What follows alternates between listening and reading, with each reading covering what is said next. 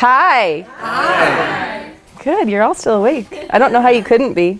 Okay, so we are going to talk about type and stress, because we've been talking a lot about the work we do for our organizations and our field, and now we're going to talk about the work you need to do for you so that you can keep running your organizations, or you're part of an organization, or just keep running, period. Okay.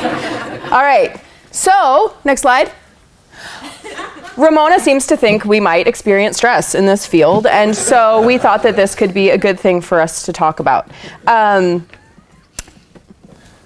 It's not a self-portrait, but, you know, only because I'm not blonde. All right. So everybody, I think, you can go ahead to the next slide. Everybody has had a chance to check the chart or remembers what their 4-letter type is, I'm hoping. If not, just roll with it for now. And was that a shaking your head no, Libby Chu? You can check the sign over there whenever you want to. You're ENTJ. There you go. All right, so some of you did the Myers-Briggs last night. So it might be fresh in your mind. So just hang tight while I remind everybody else what the heck those 4 letters mean. I'm going too fast, and that's on purpose, because we're behind. And so Margie asked me to keep it moving. Okay. All right. So next slide. Okay. Extroversion or introversion. This is the first dichotomy, and this has to do with where we focus attention and get our energy. So the best analogy I can offer you is that people with a preference for introversion start the day with a full balloon. And as they move through the world and engage with people and activity, their balloon gradually deflates and deflates and deflates. And then they need to go be by themselves or with a group of a few trusted friends to reinflate that balloon. Someone with a preference for extroversion, I'm seeing some nodding heads that leads me to believe we may have a few of these people in the room. Someone with a preference for extroversion begins the day with an empty balloon. Chase told me last night, yep, that's me, start the day with an empty balloon. And as they move about the world and engage with people and activities and what's going on around them, their balloon inflates and inflates and inflates. And then they have to go be by themselves to write a presentation or stare at some spreadsheets for a while. And their balloon deflates again, and then they need to go back out into the world to reinflate. Okay? Extroversion and introversion. Next, sensing and intuition. This one's going to come into play a whole lot during your lives as students here, because this has to do with the way that you learn, the way that you take in information, and the kind of information you tend to trust, right? So forensic accounting fellow and Terrence may not exactly like and trust the same information. Okay? So in the world of sensing, we're into what can I sense? What can I take in through my 5 senses? What are the present realities? What are the facts? And show me the evidence. Okay? When we're living in intuition land, we are interested in what are the possibilities. Okay? What's out there? Todd Hawkins, you doing okay back there?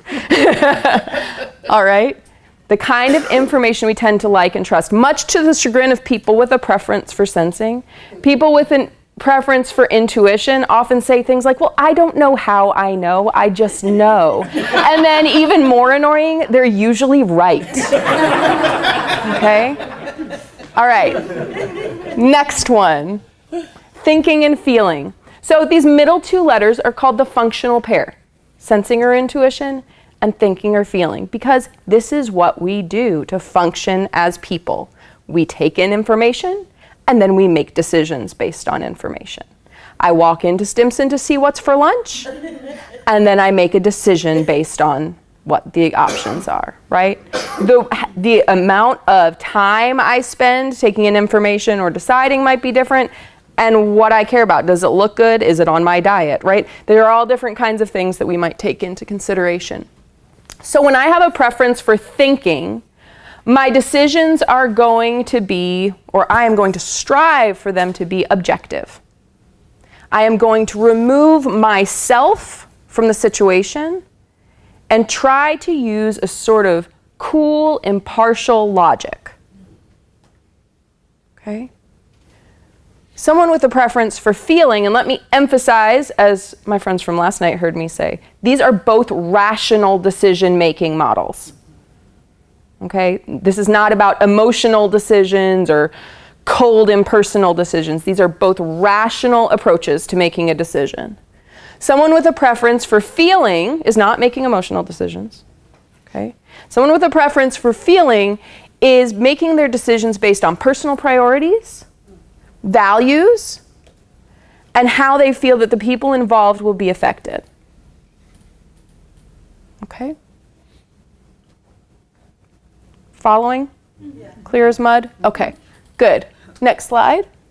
So then we have our last letter, J, which is not for judgmental, and P, which is for perceiving. So this is our attitude toward the external world. This is what we show the world, what we let people see, right? Because we all have things we do on the inside, and we all have things we do on the outside. So someone with a preference for judging tends to like to order and organize the world around them. We tend to see decisions that need to be made. We like closure. Okay? Get a little laughing from our video friend in the back. Okay? Someone with a preference for perceiving, on the other hand, likes options, likes the possibilities to still be open, wants to still be able to take in more information. If we make a decision too soon, we run the risk of having missed the best thing we could have known. Right? And over here we're going, I've got enough.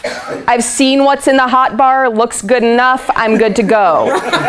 Or that's a hard no, give me the next piece of information, good, that one's good enough, right? There's always the pizza line, guys, okay? All right, so this is our attitude toward the external world. Are we trying to experience it and take it all in?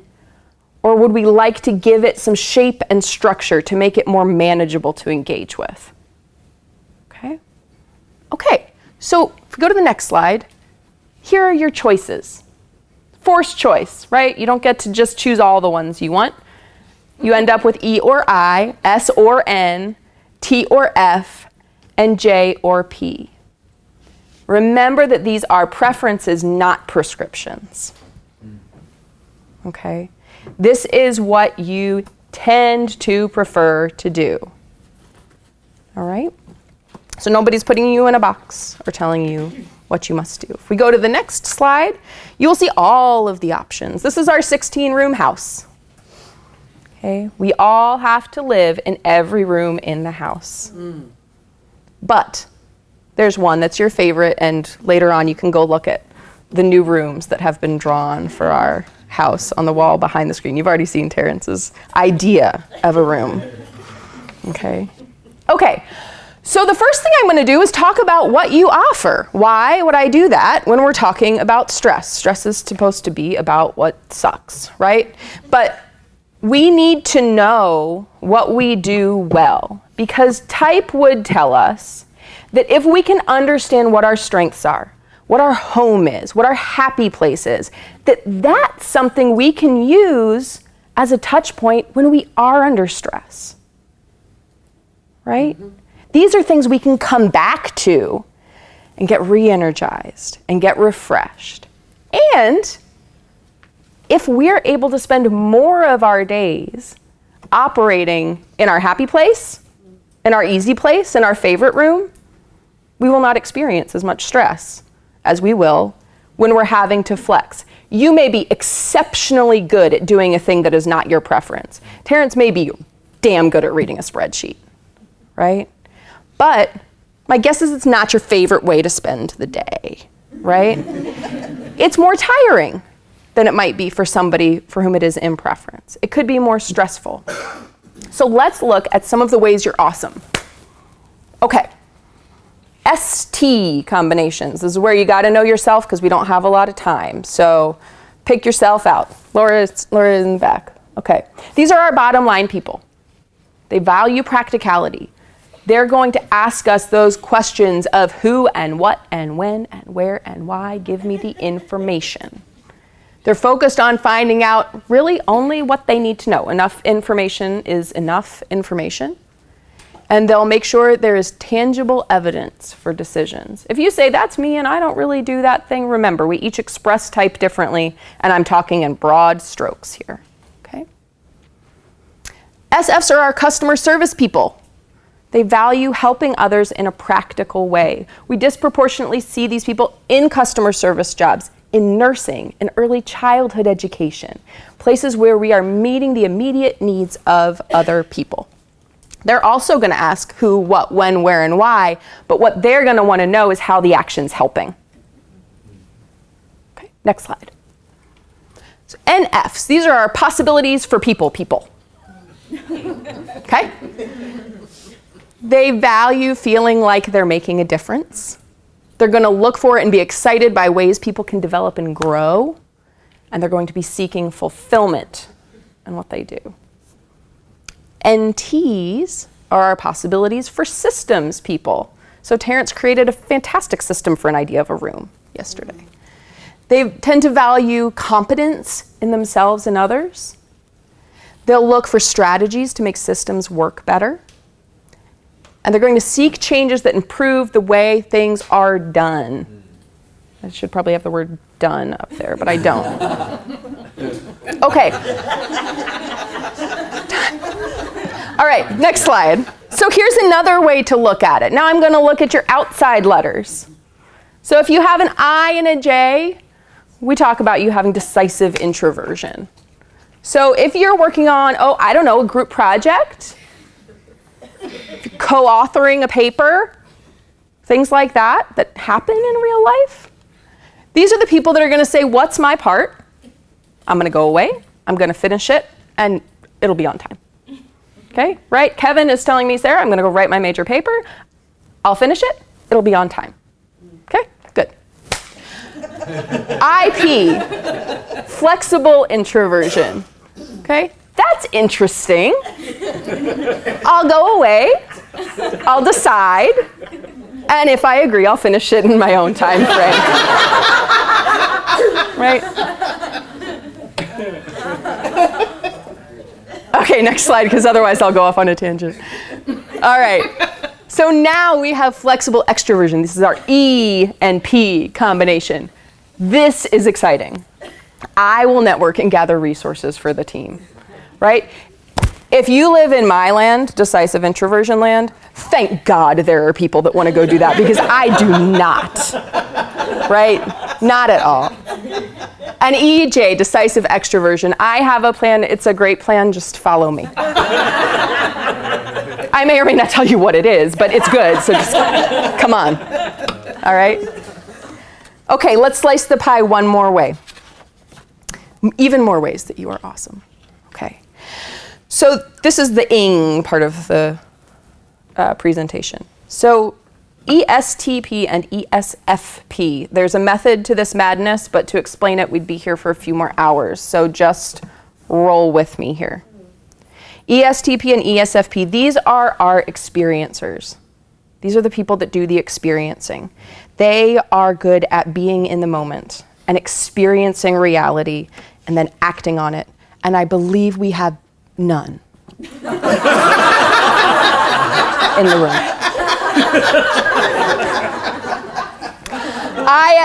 We won't linger there, but just take that in and think about what voices might be missing around our table. Right. So ISTJ and ISFJ, hello our new class, that's many of you. You are the rememberers. You are good at remembering things for us. You are good at noticing the realities, and you will take all the information that you think is important and store it. Okay? Really useful voice to have at the table. Okay, next slide. ENFP and ENTP, these are our brainstorming people. Okay, they are great at scanning the environment for new ideas and connections and patterns and telling you all about them. All right. INFJ and INTJ, these are our visioning people. And I mean long road visioning.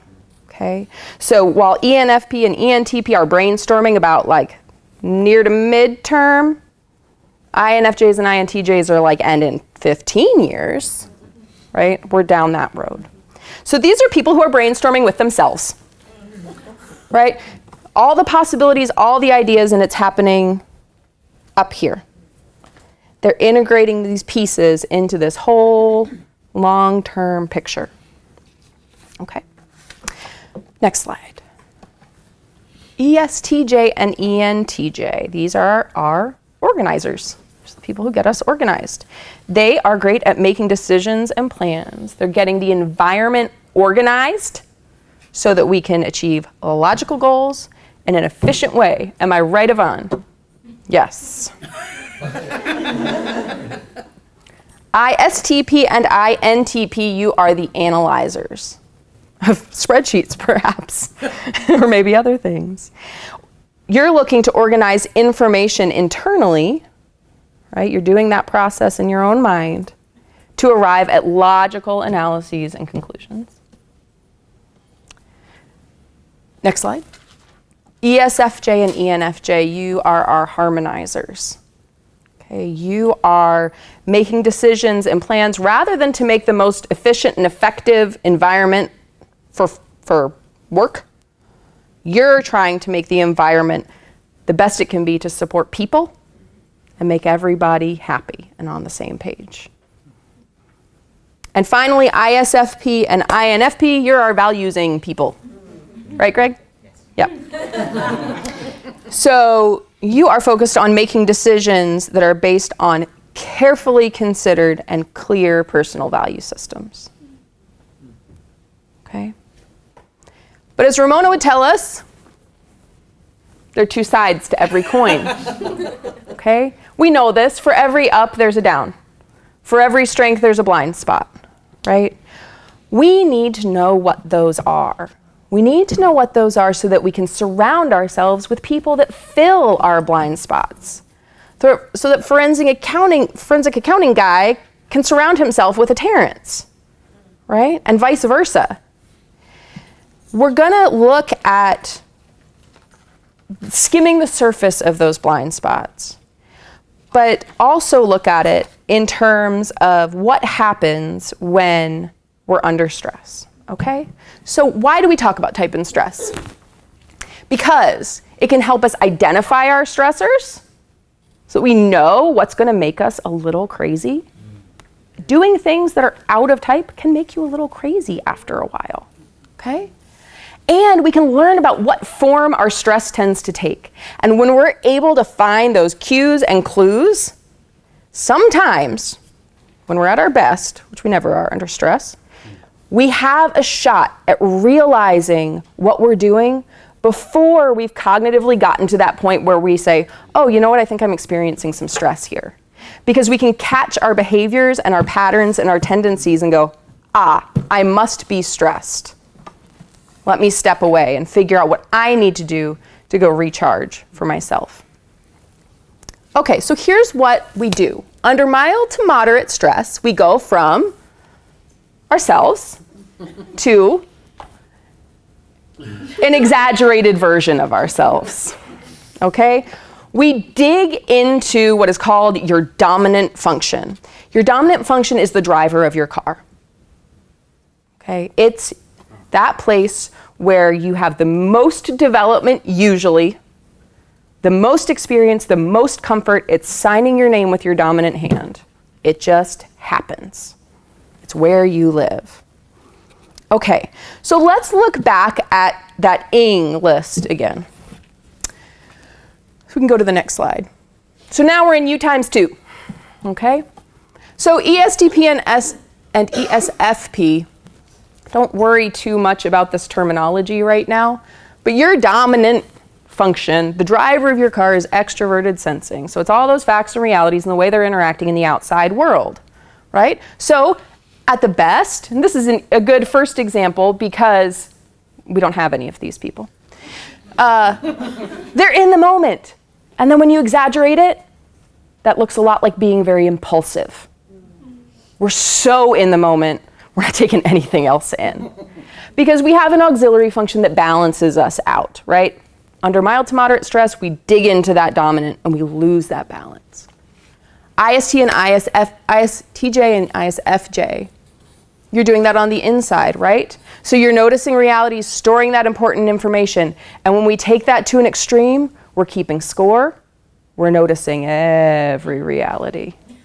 Okay? And we're bogged down in those details. Next one. I'll stop reading the headings in the sake of time, and you all can read them. Okay, so brainstorming can turn into what if and how about and what if and how about and what if and how about, to the exclusion of ever reaching a conclusion. Right? We're just what ifing and what ifing and what ifing outwardly. Brainstorming with myself can turn into getting overwhelmed by all the possibilities. There's a word for that. Anxiety. Yeah. Because it's all up here. What if and what if and what if and what if. Okay? Next one. Making decisions and plans for organizing the environment can look a whole lot like telling everybody what to do. Okay? It is possible for that to become bossy and directive. Okay? Analyzing, organizing all that information internally can turn into hypercriticism. Okay? Here's what's wrong and here's how we fix it. But the leading from here's what's wrong, here's what's wrong, here's what's wrong. They'll also tell you how to fix it. That's the upside. Okay, next one. So our harmonizers can become very sensitive to anybody not being okay. Right? And as we learn over the course of life, it's actually very difficult to make a decision that works well for absolutely everybody all the time. And that can become paralyzing. They feel stuck. This is also a place where under stress we tend to have some trouble with boundaries sometimes. Okay? And our valuesing folks can move to only my values count. My values are the values. And that is the world in which we will all live. Okay? All right. Okay, so remember, when we're looking at mild to moderate stress, we're exaggerating our type, which means that those of you who have an E at the beginning of your type are going to be doing that exaggeration outwardly. Those of you who have an I at the beginning of your type will be doing all of that exaggeration in here. Meaning you may be slightly less likely to drive everybody else crazy and slightly more likely to make yourself crazy. Okay? But that can be an advantage or a disadvantage on either side. We have to know it so we can learn to see it. Okay, next slide. Being in the grip. This is what Myers-Briggsy folks call extreme stress. The why behind it, according to Jungian psychology, which is what all of this is based in, is that our psyches seek balance. So under mild to moderate stress, we're building and building, we're exaggerating that dominant type, and so to bring us back into balance, we flip. And we flip to what we call our inferior function. Delightful name, isn't it? So everybody has a dominant, that's like the driver of your car. In auxiliary, that's your co-pilot. That's your balance, that's your navigator. It's the person that keeps you on track. You have your tertiary function, that's kind of like your impetuous teenager in the back seat. And then you've got your inferior function, which is your screaming toddler in the car seat. Okay? So that's what happens, all right? Your exaggerated self flips completely and gets turned on its head. So when we're in the grip, we can sometimes recognize that. You can go ahead and advance to the next one. Sometimes it manifests in childish behavior, or what we might see that way, black and white thinking, intense emotion, and those moments when we recognize ourselves as having behaved out of character, which unfortunately we usually do after the fact, right? Oh my gosh, I wasn't myself. It was like an out-of-body experience. I was literally beside myself, you know. That's what that tends to look like. So, quick and dirty, here we go. Next slide. If your dominant function is thinking, there are your types. That means your inferior is feeling. And being in the grip can look an awful lot like a loss of emotional control. This is extreme stress. Okay? Next slide.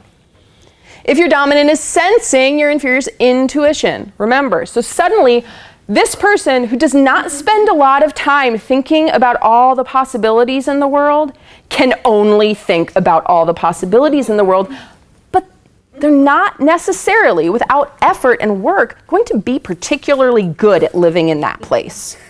This is our screaming toddler. So suddenly the screaming toddler is coming up with all the possibilities, right? Which looks a lot like catastrophizing, another word that I bet Greg Lucas loves, okay? Making all kinds of catastrophes. Okay.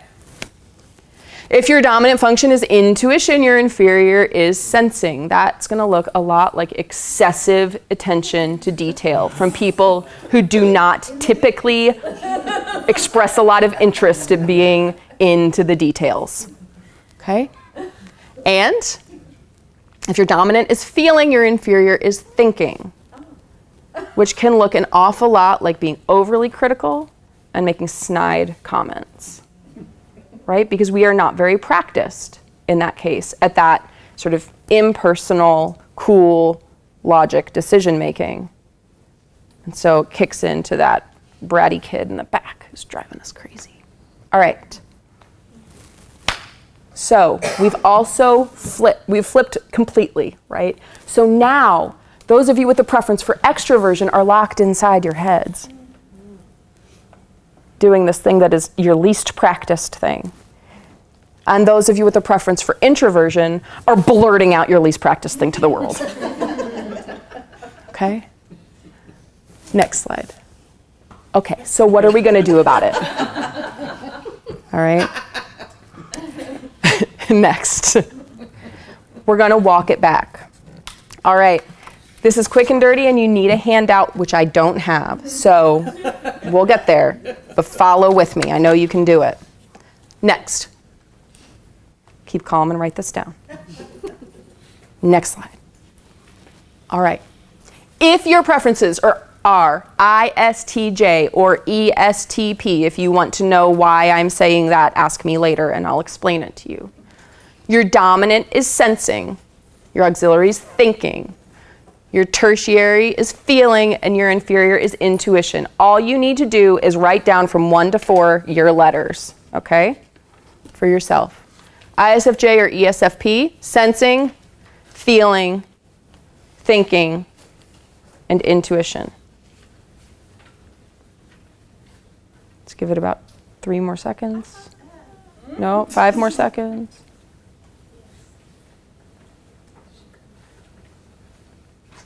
Everybody okay? All right, next one. INFJ or ENFP. Intuition, feeling, thinking, sensing. I'm going to explain why we care in just a minute, I promise. INTJ or ENTP. Intuition, thinking, feeling, sensing. Just 1 to 4, what your word is.